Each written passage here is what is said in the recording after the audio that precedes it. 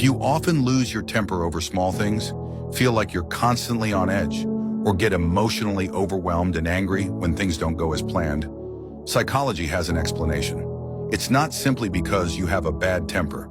It's likely because you've been through a lot of pain and disappointment. Over time, you've learned to use anger as a way to protect yourself.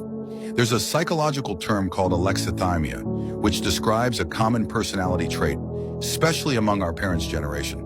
People with alexithymia struggle to process and express emotions in a healthy way. Their emotional reactions tend to be extreme. Even when their intentions are good, they find it difficult to have calm, constructive conversations. Their words often come out harsh and angry, and the closer the relationship, the worse their attitude may seem. Yet with strangers, they can appear calm, polite, even dependable.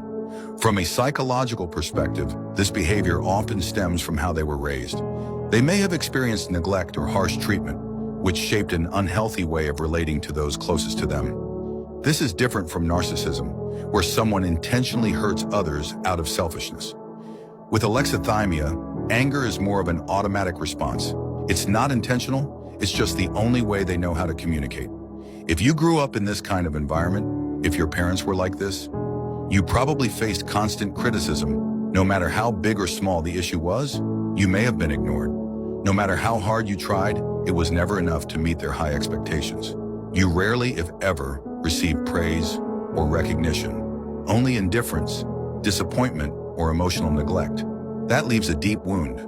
You feel powerless and hopeless. You feel let down by yourself. And it becomes incredibly difficult to love yourself.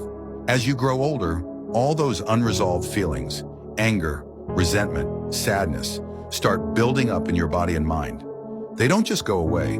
They become a heavy burden that lingers, waiting for something to trigger them and cause an emotional explosion. Sometimes the people around you make it even harder. For example, if your partner has an avoidant attachment style or struggles to understand emotions, they might not respond to your needs. In conflict, they may shut down or ignore you until you get angry. Over time, you may unconsciously learn to use anger as a tool to get a response from them. To regulate your emotions, you need to turn inward and go deep. Deep down inside you is a child who still carries all that pain, fear, and unmet need. Here's how you begin to heal. First, recognize your inner child. Acknowledge the wounded part of you. Understand that your anger is a defense mechanism, protecting those old wounds. Second, soothe the pain. Work on rebuilding your sense of safety, self-worth, and identity. Learn to give yourself the love and validation you've longed for.